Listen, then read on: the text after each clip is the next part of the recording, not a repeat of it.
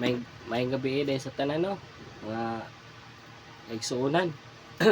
Pasalamat ko sa Ginoo kay ako'y natagaan sa higay nga kuan nga mag-share sa pulong sa Ginoo. Kani ako i-share di ay katong ako ani ka devotional atong mga nilabay nga mga adlaw kay naigo kay kuan sa pulong sa Ginoo. Ingon dia sa pulong sa Ginoo sa Lucas 17:12 to 17. Samtang nagpaingon si Jesus sa usa ka balangay, gisugat siya og napulo ka sanahon. Nagpaantaw sila og naninggit, Jesus, magtutudlo, kaloy iintawon kami. Nakita sila ni Jesus og giingnan, lakaw, pahiling kamo sa mga pari. Samtang diha pa sila sa dalan nangaayo sila, ang usa kanila pagkakita nga naayo na siya, mibalik nga nagdaig sa Dios sa tila ni Jesus og nagpasalamat kaniya sa Marianhon kadtong tawhana. Unya mingon si Jesus, dili ba napulo man kamo katawo ang nangaayo? Haay naman ang siyam. Nganong kiniramang langyaw ang mibalik aron pagpasalamat. Ug miingon kaniya si Jesus, tindog og lakaw, ang imong pagtuo maoy nakaayo kanimo. Na makita nato diya sa pulong sa Ginoo nga grabe jud ka gamhanan atong Ginoo. Wala jud imposible kaniya kay siguro no walay nakakita na nato og sangla karong panahon na. Namang gani siguro dili jud siya rare na lang kay talagsa na lang kay na makakita ta og naitaw magisangla. Pero sa panahon na atong sa unang panahon ni Jesus, dunay pulo ka sanahon. Pero ayom yun sila. Una nga grabe kagamhanan atong Ginoo. Ang pagkaayo nila grabe po kaayo kay wala gay ga-effort si Jesus. Wala gani siya gahimo og lapok ang ipahit sa ilang sanglang. Wala gani si Jesus nag pandong sa kamot, ilang pandungan ang kamot, agapandong si Jesus sa atong mga sanlahon. Wala gani nihawid sa nina ni Jesus ang sanlahon aron maayo. Wala, ang gihimo lang ni Jesus gitan-aw nakita na niya tong mga sanlahon o giingnan, lakaw kamo o pahiling kamo sa pari. Mura giingon ni Jesus, naayo din ang pulo ka sanlahon. Apan makita nato diha sa pulo ka sanlahon, makita nato nga dunay duha ka klase nga kasing-kasing nato makita. Una nga klase nga kasing-kasing ato makita diha sa mga sanlahon, ang kasing-kasing sa Samarianhon. Ingon sa pulong sa Ginoo sa Lucas 17:14 to 16, samtang diha pa sila sa dalan, nangaayo na sila. Ang usa kanila sa pagkakita nga naayo na siya, mibalik nga nagdayeg sa Dios sa kusog nga tingob. Ihapa siya sa tiila ni Jesus og nagpasalamat kaniya sa Marianhon kadtong tawhana. Ang Samarianhon kay kung atong ikuan dito sa Bible, ang pagkasabot sa Samarianhon, kaning Samarianhon di ay dili sila sakop sa tinuohan sa mga Hudyo. Kay murag gahimo po sila ilang kaugalingon nga kuan bitaw, pero simba gyapon sila. Pero ingon da si Jesus sa Juan 4:22, kamo mga Samarianhon wala makaila sa inyong gisimba, apan kami mga Hudyo nakailas sa among gisimba. Ug atong ipalagay nga kani mga Samarianhon kung karong panahon na ni sila, mao ni sila ang mga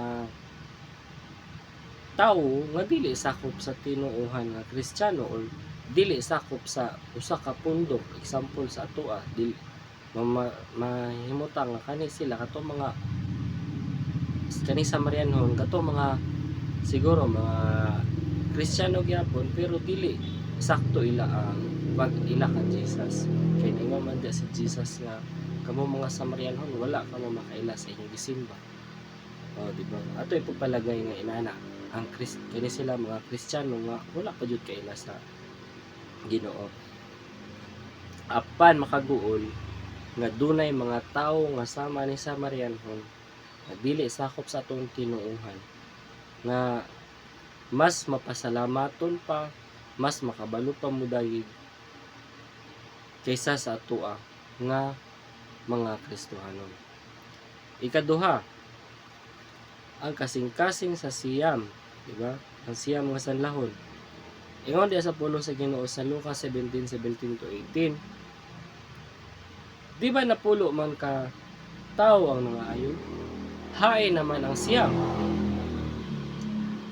Nganong kiniramang langyaw ang nahibalik aron sa pagpasalamat. Nakita nato diha nga naa sila'y kasing-kasing naay nakita nato diha nga dunay kasing-kasing ang katong siyam sa dili pagka mapasalamaton. Tungod kay wala man sila nibalik, human sila kahatagi sa kaayuhan sa atong Ginoo, wala sila nibalik. Dili pud ta kaingon nga wala man gud to sila naayo, siguro wala to sila naayo, manang wala sila nibalik. Di pud ta kaingon kini ingon gani si Jesus, lisod ko mamakak si Jesus na ningon. Di ba napulo man katawo ang naayo, hain naman ang siyam. Mga pasabot ato naayo jud sila. Apan hain sila. Daghan sa ato sa mga Kristohanon pareha paghihapon ug kasing-kasing sama aning siyam nga sanlahon. Kana bitaw human katagi sa kaayuhan, human katagi sa panalangin. Wala na dayon, wala nakakakita asa na, nawala na. Human magpa-pray, human magpakuan. Pagka ayo, di nakakadungog asa nakato siya. Daghan pa kayo mga inana ang mga Kristohanon karong panahon na. Dayon ako nagpasalamat biya po ko. Pasalamat biya po ko sa mga panalangin ako nga dawat. Dayon EJ, ako tan-on ka nako. Sa pagmata nimo EJ, nagpasalamat na ika nga tagaan kag bag-ong kinabuhi. Pasalamat na ika nga tagaan ka og kusog, kapiskay, kabaskog. Inig malibang ka EJ. Pasalamat na ika nga nakalibang ka.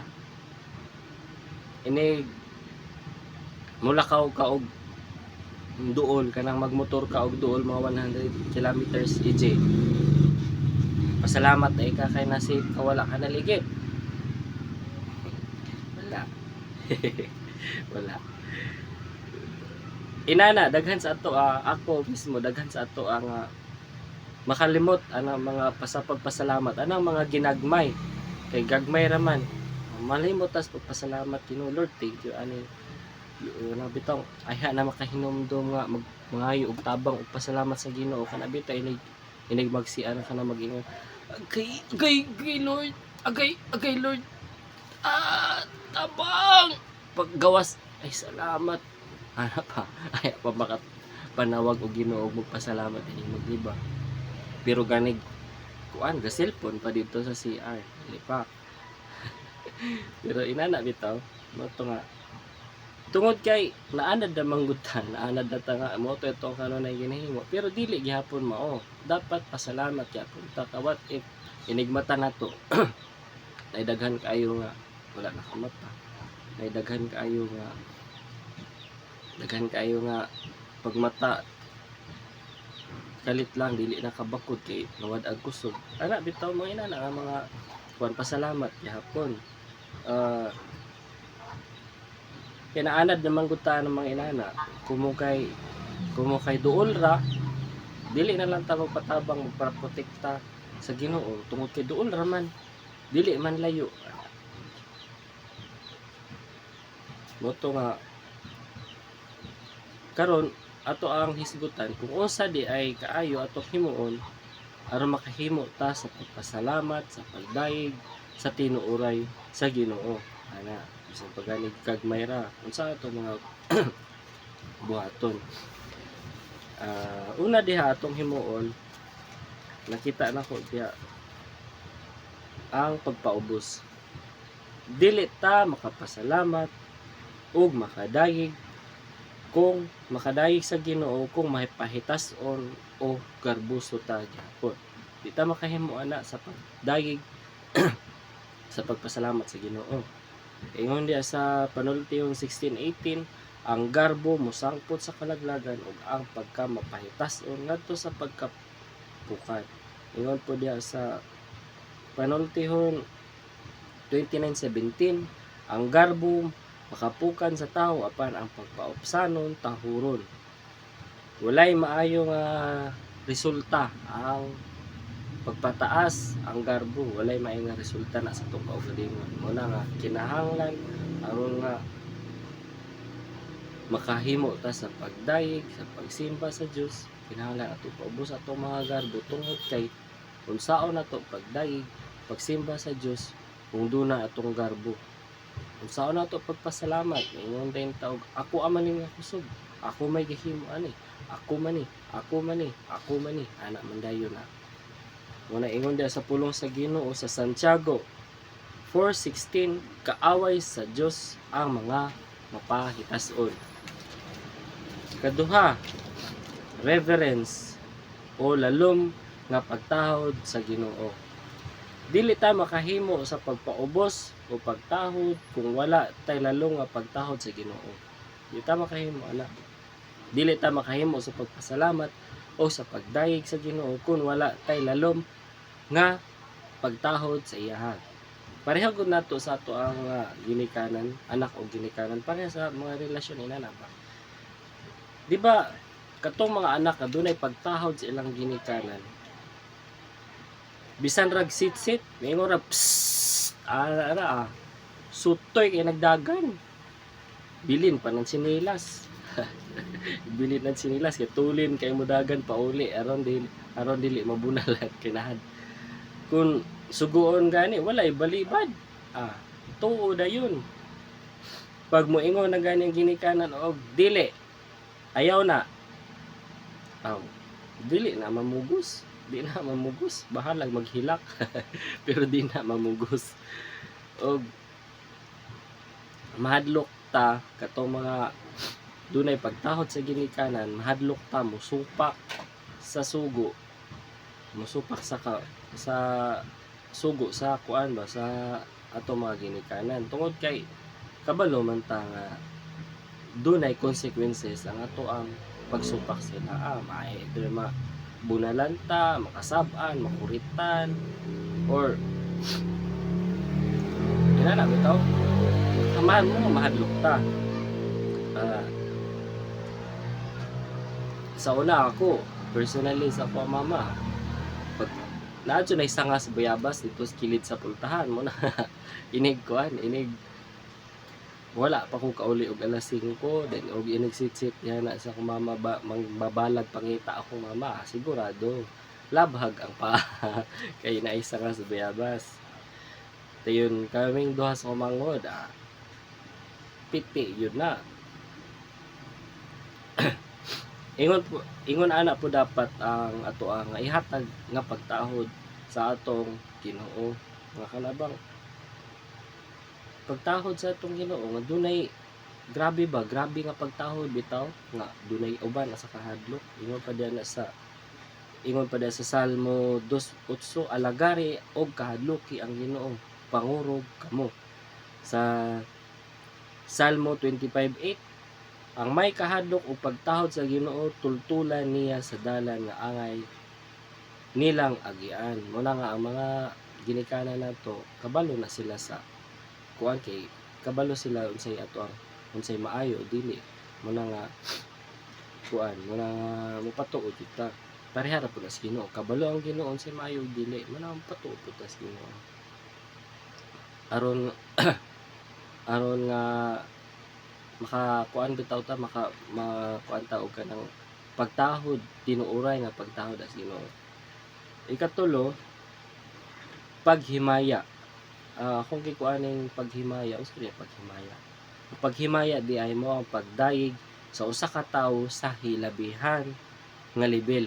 Ana di ang himaya di ay kanang ang paghimaya, pagdayeg daygon nato ang usa ka tawo o usa ka butang sa grabe kataas nga level ana bitaw. add ana unsay ngalan ana ta term nila nga to another level. Grabe. Dili ta makahimo sa pagpasalamat sa tinuod kung dili ta kabalo modayeg sa Ginoo sa hilabihan kataas nga level. Di ta ka pasalamat, hindi ta kabalo modayeg kay mao kung ingnon ta gani nga daygo na to tong Ginoo. Daygon ta tong Ginoo. Katindog nga ana. Daghan kaayo mo nang dili jud gihapon makapasalamat sa Ginoo kung dili ta kabalo modayeg sa hilabihan kataas nga level. Pag ingon gani daygon tang Ginoo, aw taas ning kamot. Yes Lord, pakpak dayon. Amen, maayo ka, buutan ka, may gugmaon ka. Ipato di isulti ang unsa ka maayo atong Ginoo. Ana dayon. Daghan mo gud sa mga Kristohanon karon. Inana. Ug daghan pang pamaagi unsaon nato pagpakita ang paagi ang unsaon nato mahimaya ang Dios o Ginoo. Ug magpakita lang og tulo ka example ani unsaon nato paghimaya unsaon mahimaya ang Ginoo. Una, mahimaya ang Ginoo gato lagi pinaagi sa katong primero na kung istorya pinagi isulti nato at unsa ka maayo ang Ginoo isulti nato grabe ka unsa ka maayo ang Ginoo sa tong kinabuhi ato isulti ingon diya sa Salmo 63:3 sa NIV, my lips will glorify you ana diya singgit kong mahimo nga kung singgit nga kung mahimo kung unsa ka maayo atong Dios na siya. Ikaduha, sundon ta iyang pulong. Ang pagsunod sa pulong sa Ginoo mahimaya jud ang kuan lisod pud. Dili mahimaya ang Dios ana kung magsunod ta sa pulong niya, di ba? Kung malipay gani natong ginikanan nga mutuo ta sila ang mga sugo, samot na ang Dios. Malipay mahimaya jud sa ana. Ingon da sa Jeremias 25:7, apan ang Ginoo nag-ingon nga wala kamo mamati kaniya ug tungod niini gisilutan kamo niya. Ingon pud sa Malakay 2:2, kung dili kamo magpatalinghog kanako tungluhon ko kamo. Tungluhon ko ang mga butang nga inyong madawat alang sa inyong kabuhian. Grabe no, kung dili nato sundon ang pulong sa Ginoo, mo ni mahitabo tunglo sa tunglo dunay silot ug tunglo kung dili ta sunod sa pulong sa Ginoo. Tunglohon niya ato panginabuhian, silutan pa gyud ta.